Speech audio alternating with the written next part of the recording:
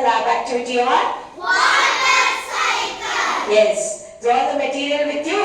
Yes. Shall we start? Yes. Now, see, now when sunlight falls on the water bodies, the water will evaporate and it will form what?